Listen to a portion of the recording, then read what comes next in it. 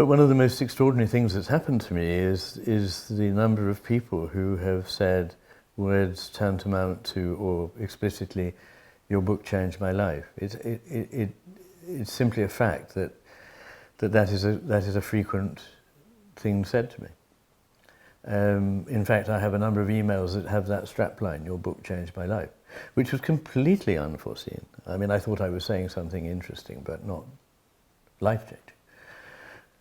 But I think that, I mean, that's in a way, of course, very, very nice that people feel that. But I think what it alerts one to is how important it is, what a burden there is on what one says, and even on how one thinks, because these things do change the world. In fact, it's a part of a theme of my book, that the way we attend to things, the way we talk about and think about things, actually changes them.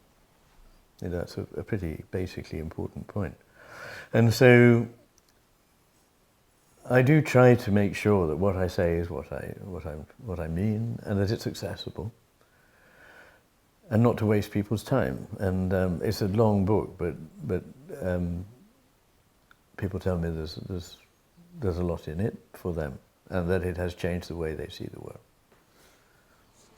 That's right. It's not just it changed my world the way how I now behave in it, but it allowed me to look at the world, begreifen, to grasp life a different way, because that this reciprocal relationship between me and what's out there, and what's out there changes to the way I see it.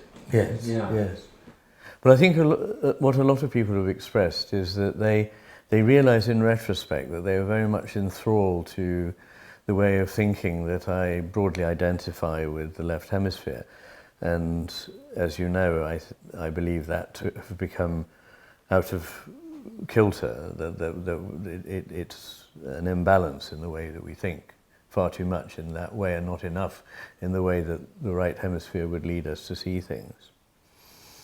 And they write to me and say, you know, I realize in retrospect I've always been very much seeing things in this left hemisphere way, and I didn't understand what it was that people meant when they talked in another way about the world. But having read your book, I now understand what it is that they're getting at. And they say things like, in very practical terms, you know, my work has improved, and my relationships with my colleagues has improved, and my marriage has improved. Now, one thing I never thought I was doing was writing a book that would, you know, help people save their marriages.